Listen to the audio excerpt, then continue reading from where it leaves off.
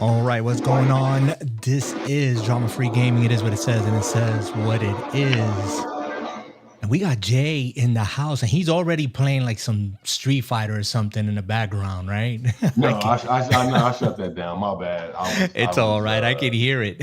Nah, you can't hear it no more. Well, I can't hear it no more. So if you guys was jamming out to the intro music and whatnot, well, you know, Jay kind of like threw in the remix in there, playing the Street Fighter, the brand new Street Fighter, right, Jay? No, that was the classic. Oh, that was I wasn't playing. That was my intro to one of the things I use and one of many items. Gotcha. All right. Well, I mean, and if you guys are watching this live and whatnot, you know, we're trying to be here just consistently. And I'm just graced this evening with the Dark Dad, Jay, my friend, my brother from another mother. And yeah, just we're gonna get into what I want to talk about this evening.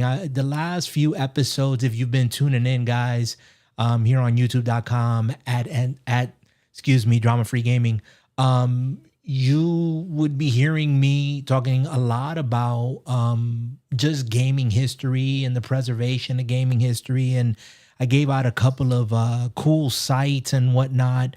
One of them being the National Video Game Museum. That was on the previous episode 79. And so the links are in this video as well if you want to check out that and the other channel. I believe it was Noclip videos as well. But yeah, I've been kind of on this gaming history, gaming, nostalgia, just enjoying watching other people and their videos on all sorts of games that I played back in the days. And today, actually, Jay, I don't know if you're watching it or when you do watch it, we're using some of your gameplay from Mega Man X2. Really? Yeah. You and I played. Well, actually, you played, but I was accompanying you. And there's a full video out there if you guys want to check it out. And Jay actually went through the game. It's about 2 hours and change. So we're not going to be here 2 hours. So if you want to catch the full gameplay video, but yeah, we had a good time doing that. But Jay, how you been, man? And what's going on in life, man? Well, life is life. New job, new headaches, new things to learn, more bills to pay. But otherwise, we do what we do in life, which is survive and game. Amen to that. And I have been practicing Castlevania Rebirth. And by the way, on that Mega Man X2, I wasn't necessarily the happiest man playing that game. If you actually seen the gameplay, I can do better than that. Yeah. It's cool. You made it through the game. It took you longer than you wanted to, but yeah, I mean, you eventually went through it. We had a good time hanging out. And guys, from time to time, we're going to get together when we do have the time, Jay and I, and we just chill. We hang out. We talk. Sometimes we're just watching the gameplay and just commenting. And yeah, we had a good time doing it on Mega Man X2. Talked about a little bit about the original Mega Man, how the series started. So go check that out. It's DFG Archives. And you can find that again here on Drama Free Gaming here on youtube.com. So it's part of our playlist and whatnot. So, and there is more to come. Just yeah, you guys. Most definitely. Like you said, you was practicing that Castlevania. Yeah, Castlevania Rebirth is. We got some stuff down the pipeline. Just life happens.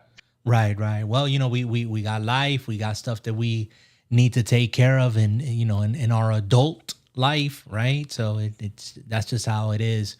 But yeah, I appreciate you being here this evening, Jay, and like I said, I've just been really just thinking about gaming history and how cool it is to be able to again watch these YouTube creators making these videos and talking about the just gaming history in general, consoles, uh games that were developed, games that broke new ground, created whole genres. um and it got me, and just to jump right into the topic today, which is really the only topic that I got on here.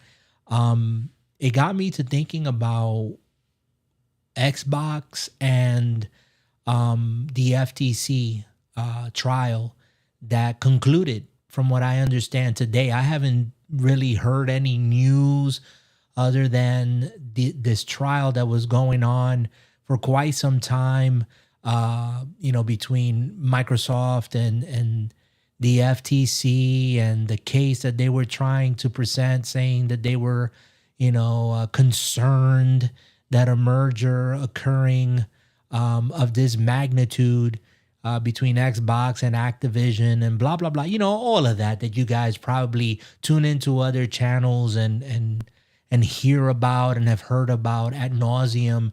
Honestly, I've tuned out little bits and pieces here. If I do listen to anyone, it's Destin, the Destin channel. And again, he works at IGN, but he has his own channel, and he's been following it, and he kind of keeps it comprehensive. But I really haven't paid much attention to it.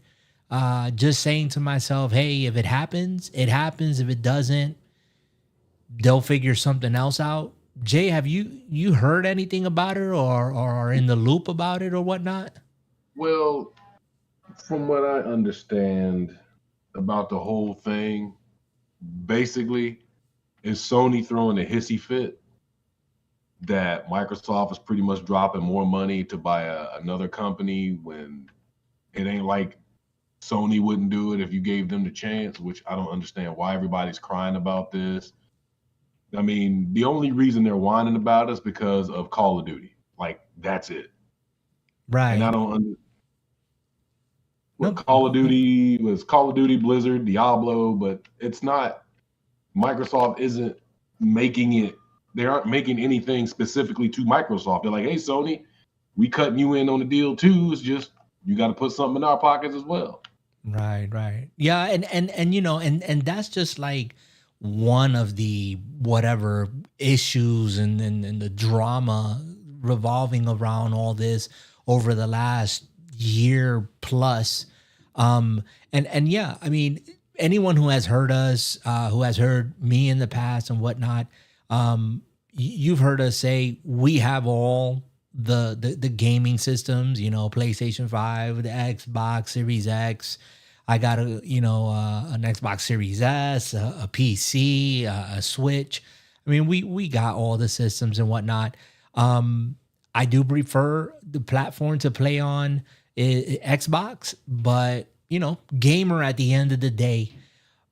But what I found more interesting, Jay, other than the whole drama about PlayStation crying and how people say lion crying Ryan over there on the Sony side, just slinging dirt and all this stuff.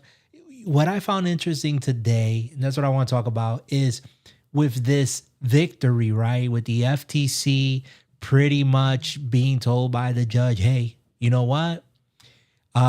You didn't present a strong enough case. A lot of people, again, if you're a fanboy, I can't help you. But a lot of people would admit and say, hey, the FTC was just really presenting a case, trying to protect PlayStation's interest and not really gamers' interest. And that's what I want to talk about today. Well, go can ahead. I ask the first question? Well, go ahead. What really is the gamer's interest? Well, that's I want to get into that, and I want you guys who are listening, you're going to hear the banter, you're going to see the news. There's going to be people celebrating, and then there's going to be people that are going to be just ticked off, and people take sides and whatnot. I wanted to come at this a little different. And maybe not unique. I'm sure there's other people thinking about this same thing.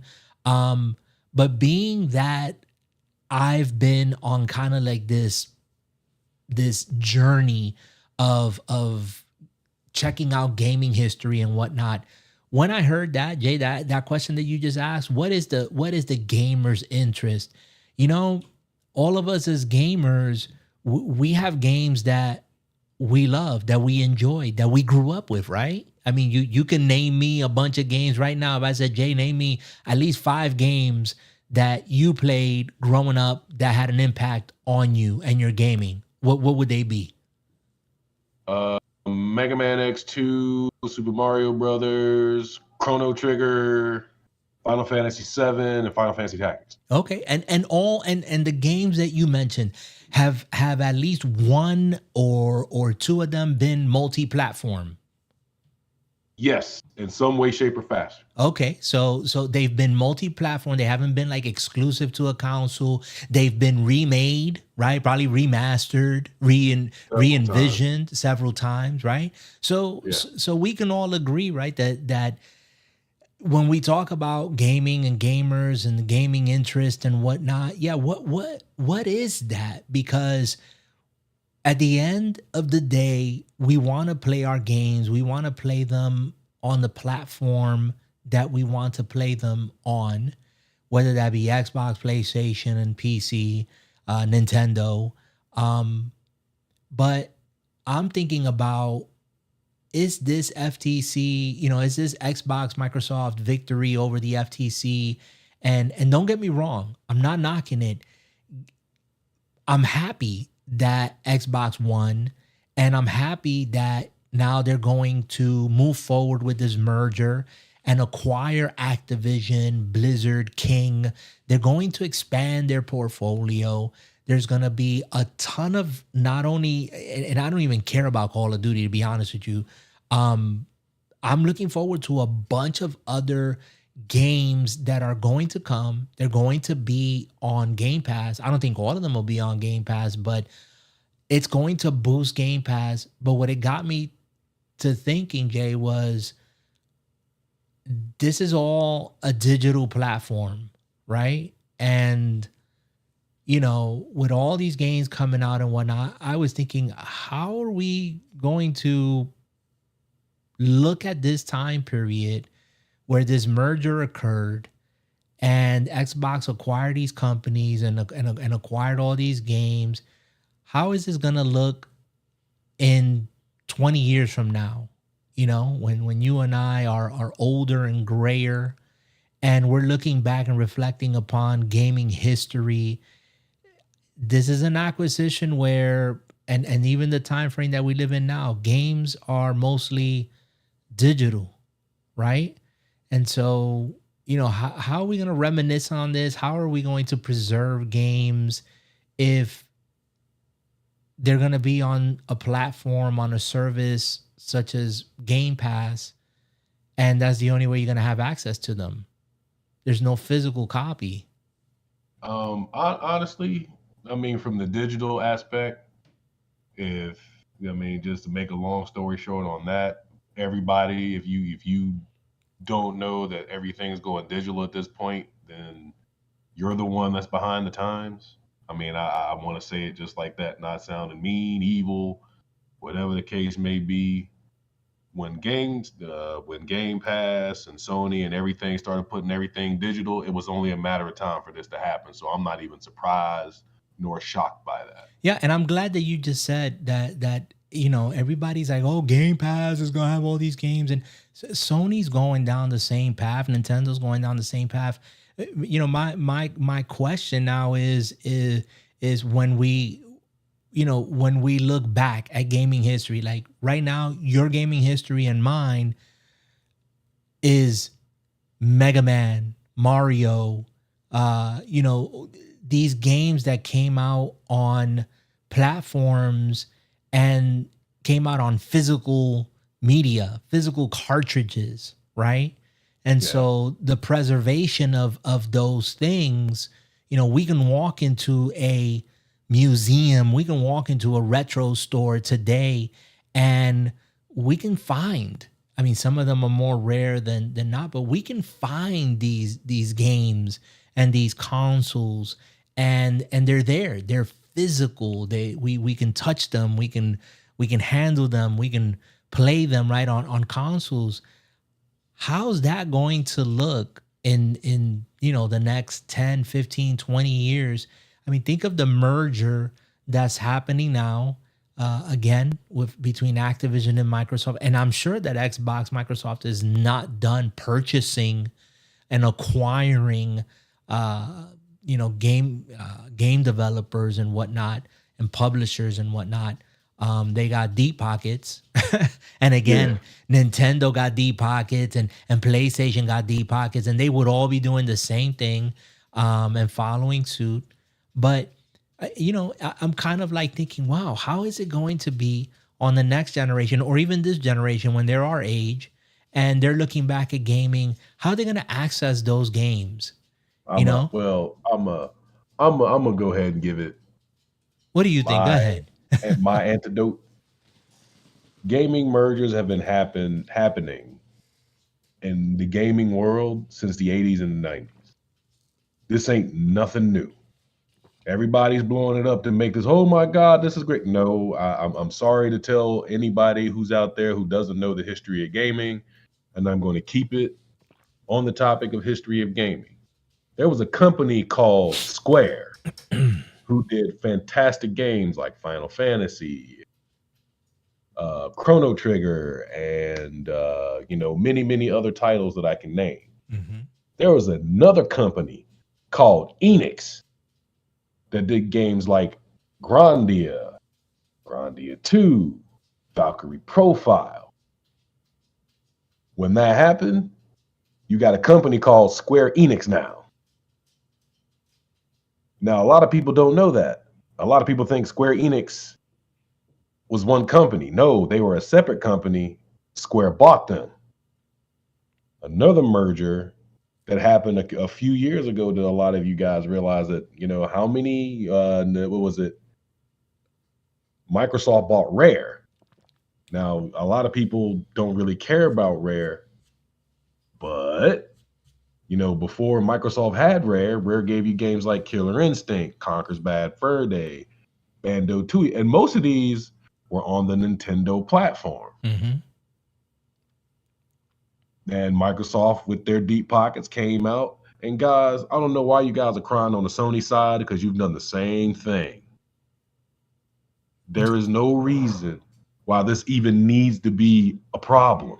Yeah, and we know, and I mean, and if we didn't know, you kind of gave us a rundown about acquisitions and mergers, and as the gaming industry grew and developed, and technology advanced, and publishers did what was in their best interest, right? To get their games on the platforms that they felt were reaching the most people, the biggest audience. Nothing's changed today, right? Regarding that, it's always about, hey, where is it that we are going to be most successful at reaching the most people, because that means the most revenue. That goes without saying. My thought again, and is as a gamer, is the way that we're going to access the media that we're playing today.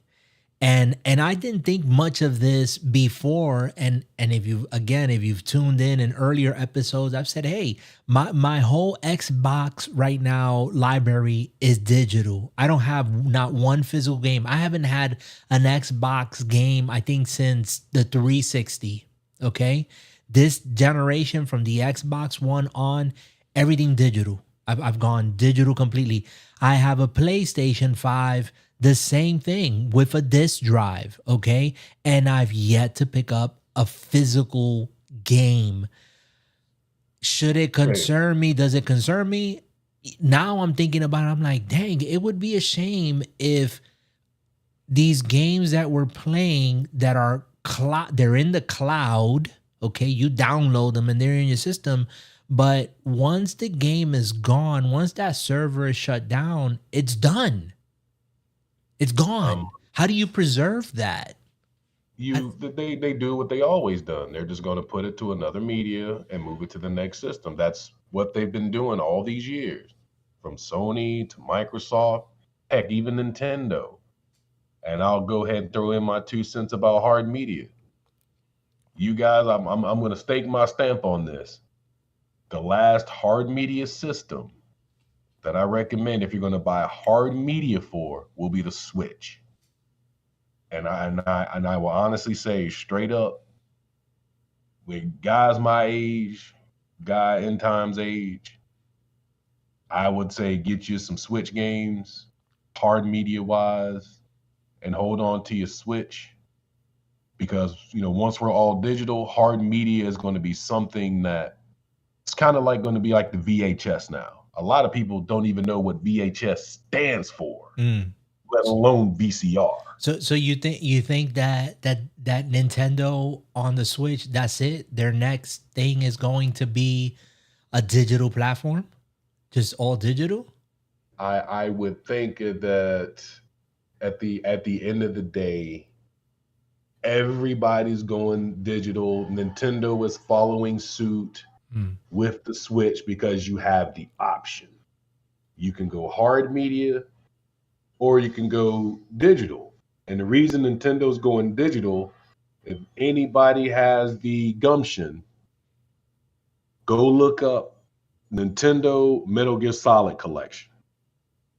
When you buy that, and that's the hard media, you still have to download the other games via digital. Right, because you just don't have enough storage space on the physical, cartridge that they use, right? Exactly. But that's what I'm saying. Like, it's interesting you're saying that, because I mean, you look at the history of Nintendo when the consoles were coming out, that they moved on from cartridges, right, and those chips to the CDs platform. What did Nintendo do? They didn't follow the trend. All they did was they continued doing cartridge for some time, and then they came out with like their own proprietary disc based, on the GameCube, right?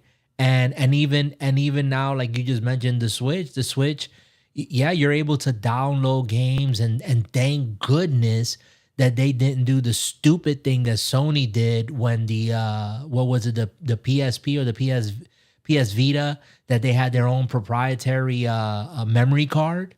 You couldn't just buy a standard, scan disc SD card. You had to buy it from Sony, because they got the bright idea of, oh, we're gonna make it proprietary and we're gonna make people pay through the nose for that. That was stupid. That was one of the stupidest things. They changed that though with the PSP 2000, because you had the 1000 model, you had the 2000 model, and you had the 3000 model. They corrected that and they dropped that firmware update. I think, don't quote me on that. But that'll let you use SanDisk and not just Sony based stuff at that point. You sure? Because I thought that, again, and you're talking about the PSP, but then the PS Vita came out, and the PS Vita, you had to use the proprietary Sony card. You couldn't use a SanDisk. That's true, but let's be honest, no company is perfect, and even though Sony has done 100% fantastic, glorious things, their stupidity still reigns in a lot of things that we all can name, but need not to. Right. And I'm not, this is not the bash Sony episode or whatnot. I know. I'm making the point that, interesting that you say, again, that you believe that Nintendo, out of all the consoles out there, are going to go digital. I don't think so. I think Nintendo will continue to use cartridges or some sort of cartridge medium like they've done with the Switch moving forward. They have no reason not to. True, but at the end of the day, the one thing that I want to keep reminding you of, cost effectiveness. It is far easier and more cost effective for Nintendo at this point. Yes, I like looking at my Switch cases and holding a Switch cartridge and going, "Yay!" But everybody is moving away But you think from they learned that hard lesson? media. You think they learned that lesson though, or I don't know. I don't buy it, man. I really don't. I I, really think that the next thing that Nintendo, if there's one thing I'm looking at, and again, I'm looking from a point of history, and it's relevant to what we're talking about. Like, okay, everybody's moving towards digital, and Nintendo, in order for you to play some of its bigger games that they've been able to transfer or translate over to the Switch, those games you have to download because again, the media that they have, the card that they have, the cards that they have cannot hold these games, so you have to download them. But I don't think Nintendo's gonna move on to to all digital. I don't think that's gonna happen, brother. I, Not I, anytime I soon. do, I do only because you know, I think because Tears of the Kingdom with Zelda, you pretty much had to do it. Metal Gear, they're pretty much going. You got the hard disk, but you pretty much gotta go digital to get everything out of it. Mm. You got, and there it's kind of one of those like, yeah, you got the hard media, but at the end of the day, guess what you got to go do to get the rest Yeah, of it. yeah. No, I get it, but I think you and I are probably saying the same thing. You might think, Just okay, they're going full digital, but I think that they'll continue doing the combo because a lot of their other games don't require a huge download and whatnot, like games that you just mentioned. And if they can still stick them on a cartridge and sell them the way they've been doing, yeah, I don't think Nintendo will do that. Again, I don't see the incentive that they have. I don't even know if they even have the infrastructure to I actually, I do. I think we sell Nintendo short about how much they actually got in their coffers. I think we sell Nintendo short on how innovative they've been, even when operating with old tech. Their Nintendo is not high tech. I mean, these other systems are, power wise, spec wise, blow switch out of the water. That is no question. But what Nintendo has done with what they've had is 100% amazing. right. And, it'd be kind of silly at this point with gaming trending digital, even though Nintendo was known through history to buck the trend. Nintendo they will fall in line to a certain degree. They Mm. have shown that. I don't I don't know. I don't agree that that's gonna happen anytime soon. I can't. I cannot see Nintendo moving away from the formula that's been working for them. I mean, they have had their failures and their bumps in the roads, right? Some people argue the Wii U was a disaster. But I don't I just don't see them. I don't see them doing it because the games that they do, the IPs that they have, they've brought them onto the Switch, and like you just said a moment ago, they're not on a system or needing to make their games 4K 60 frames per second or 120 frames per second. If they come with another model of the Switch or something similar, and they just bump it up to 180, let's say 180 handheld native, and even if they even went to 2K 1440p on your screen, man, there would be people that lose their mind with that. You know what I'm Now, saying? And the, yeah, I what just if don't see them. what if you did, and this is just a theory. What if you did we'll call it the Switch 2, 1440, you know, On your screen, on your TV. oh yeah, 4K 40 with a terabyte of memory. Well, Like no joke. I mean that, like I said, if they were to give more storage space, and that's for any console, right? And the more storage space, the better, because the games are so huge. But for Nintendo's IPs that they have, that they've remade and that they've brought over, like look at the other day, we lost our mind that they're doing Luigi's Mansion, right? For the Switch. Okay, Yeah. they're redoing it. The graphics. What's the other? The Mario RPG. You know Take they've my money. right. Take my. We said the same thing, right? But they're Take my not. money. But those games are not. You know, five. Whatever gigs or whatever. They're not. They're not big games.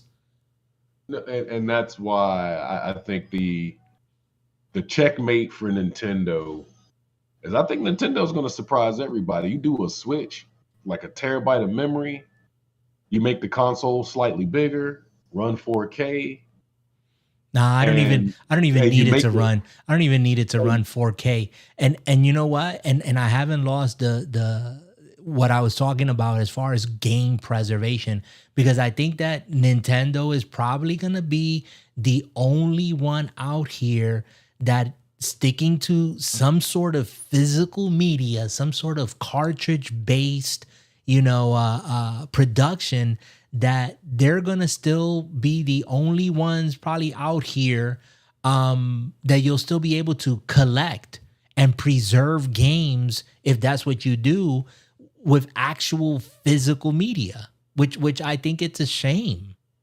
well, it's the way of physical media. It's the way of physical media in itself.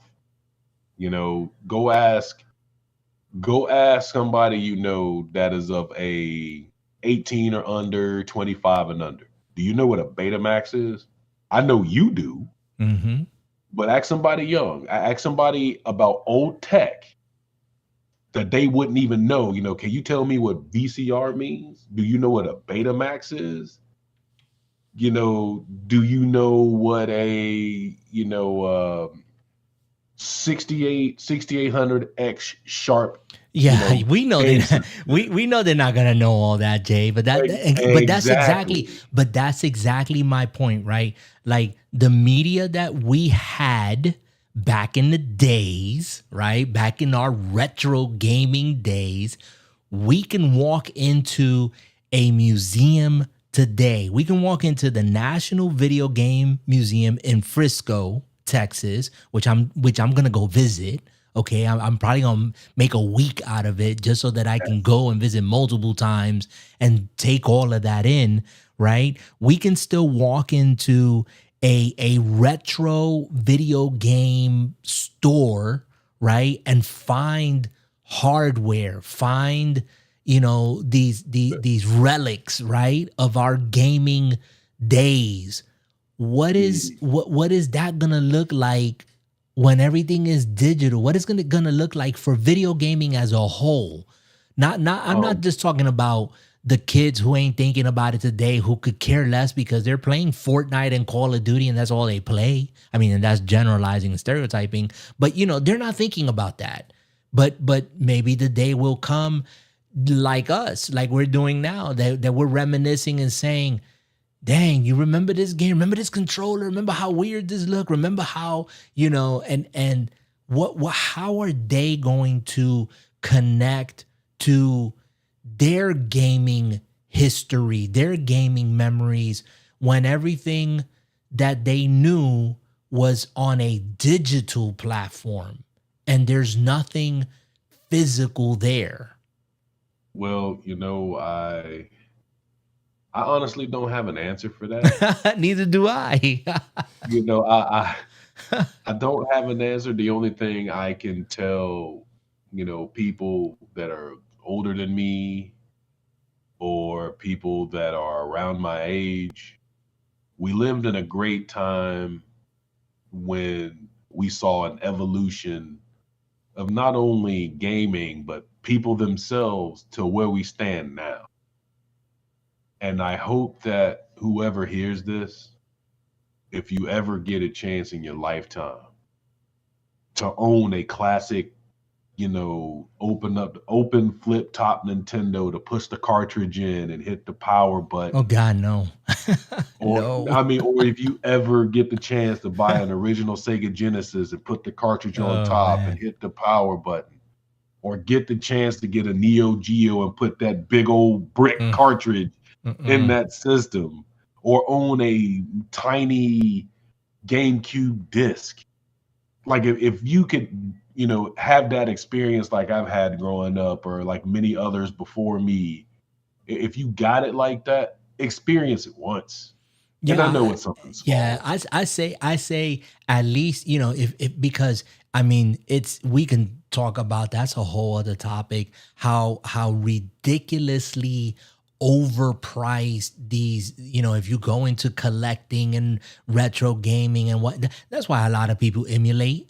I'm not against emulators. I'm not against that at all. Oh If no. that's one way that we can preserve games, then so be it, you know. But here's a thought. I just had this thought a moment ago. Hopefully, it didn't escape my mind.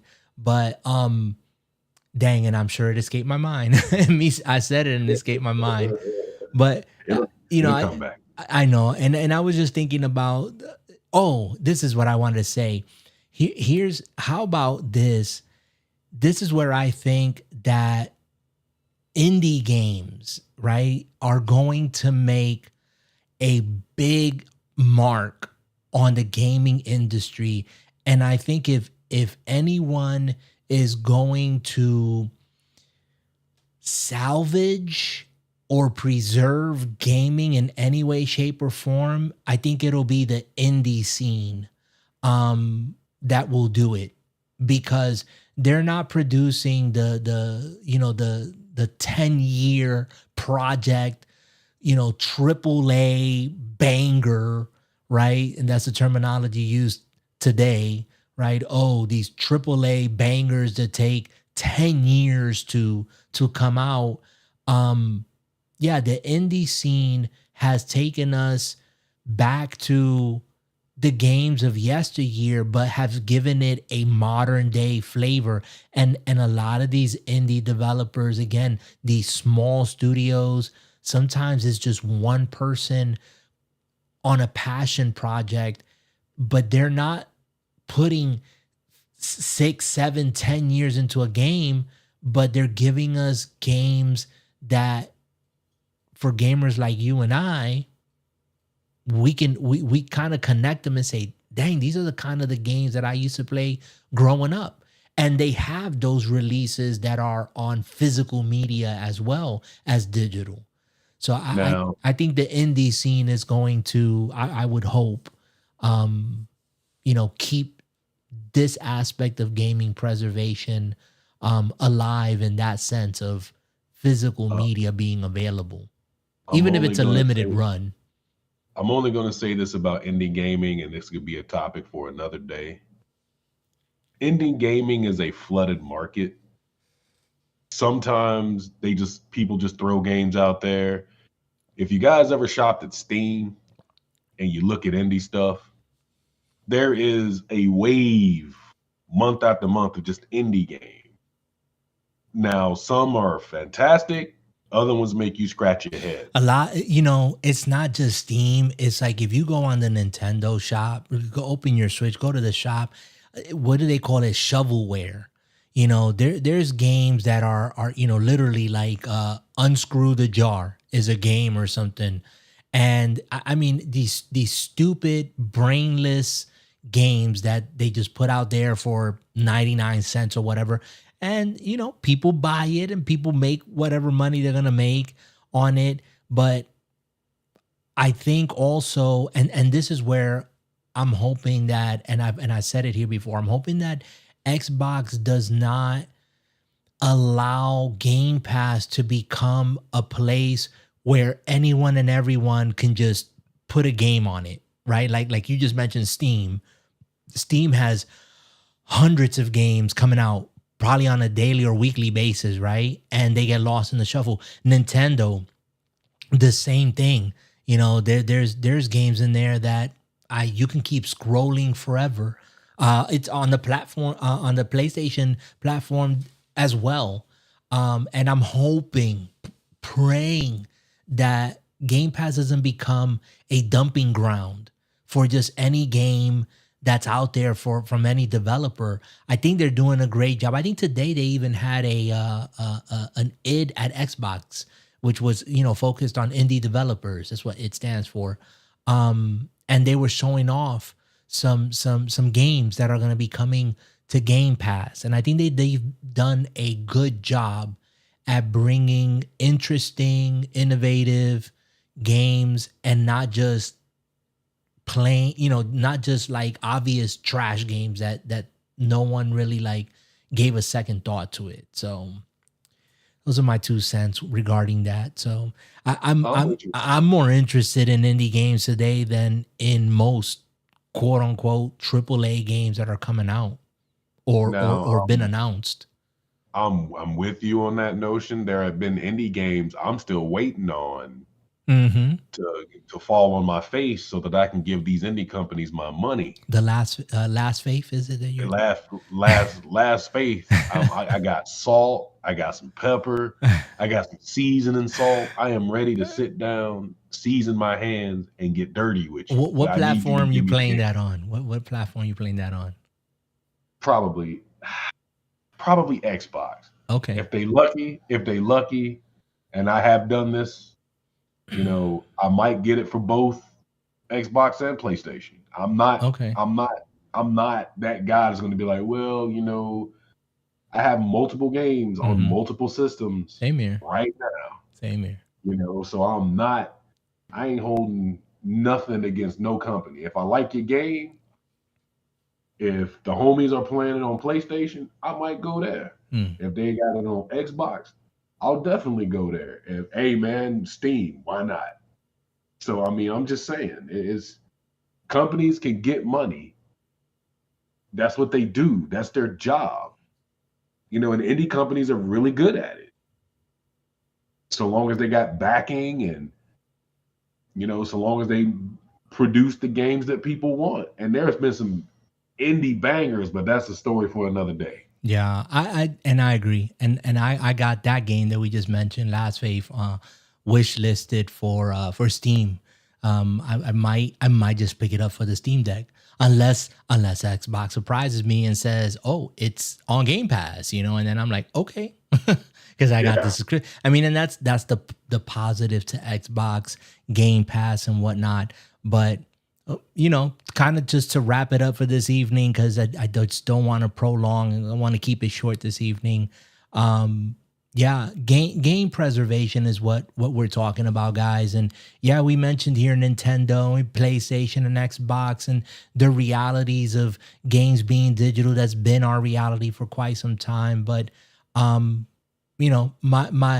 thoughts have kind of changed over the course of time here, and I'm just almost saddened to think that there's gonna be games that I don't know. I can't fathom how we're going to be able to access these games for ourselves, because they are in the cloud, because they are digital downloads and are dependent on servers and dependent on Nintendo, PlayStation, Xbox to make them available to us every time that they graduate to another system.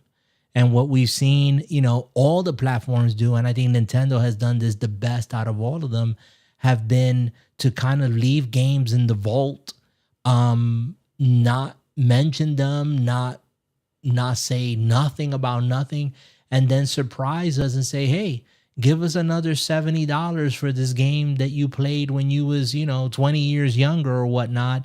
And what do we say? Take my money. Take my money. Mario RPG, take my money. Take my money. Right? Mario Wonder, take my money. It's just, things evolve, right? And technology advances and whatnot.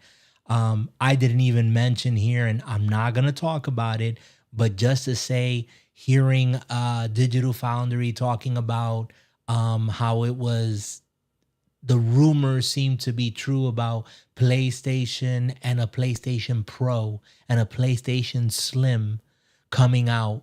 And I'm like, wow, we we who didn't get it day one, like I didn't get a PlayStation 5 day one because they weren't available. Um, I just got a PlayStation less than a year ago, and we're already upgrading. Like, and what kind of an upgrade is it? I'm not gonna get into it. Let me just stay quiet about that. Um, it's dude, Jay, it's gaming is great. Gaming is fun. But I think that we can miss it.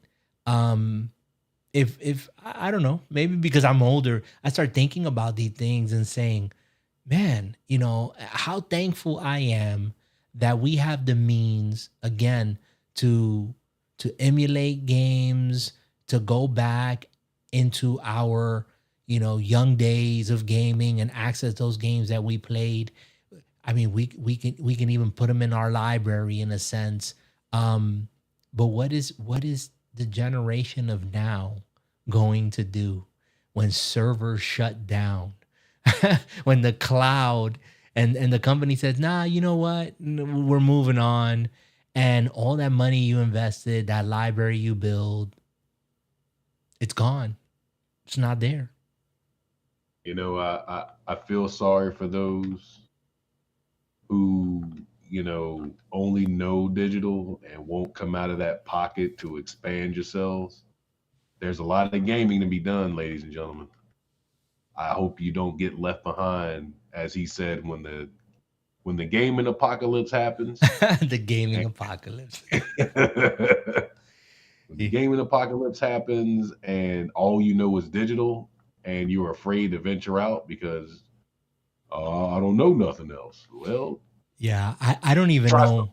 I don't even know why I thought about this just now, but uh I still have in a drawer, and I know exactly where it's at. It's not like in a trash drawer or anything, but I still have the survival manual book for the Division 1, and it's an Lord. actual survival manual. And one of the things that having this conversation about digital, and when the cloud is shut down and the servers are shut down and all this other stuff, there's not gonna be no games, no nothing for no one. I remember reading in this manual, it said, after 3 days of the sanitation department like not collecting trash, things go south real quick. And the fragility of society, the fragility of gaming. I mean, we don't think about it again because we have fiber optics and the cloud and all this other stuff that facilitates to us, and it's all wonderful. I'm not complaining. I love Game Pass. I love my digital library and whatever. But again, I think that this will probably be even more cemented, at least for me, when I go out to the National Video Game Museum in Frisco. I got to make that trip because That's I know that's gonna be dope. And that's a trip I would love to make. man, well, you're invited, bro. You're invited, and Oh man. we can go hang. It's a huge place, man. There's gonna be so much to take in. I'm telling you, I'm just going there, and if I have to spend a week there just to go visit the 7 days that I'm out there, whatever amount of time, just to take it all in, man, just to be able to lay eyes and hopefully put my hands on maybe even systems that I've never even heard of, and just connect, or reconnect with my gaming experience, will be cool. And I hope that the generation that is now will have that opportunity, however that looks in the future. But kudos to Xbox for their victory.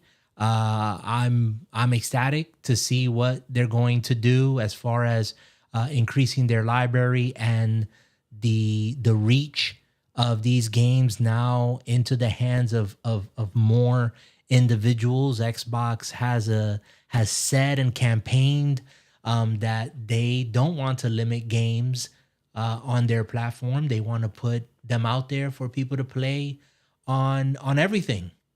And yeah, we'll see. We'll see what happens moving forward. Well, Jay, speak your piece before we shut it down, man, because the bed is calling. Yeah.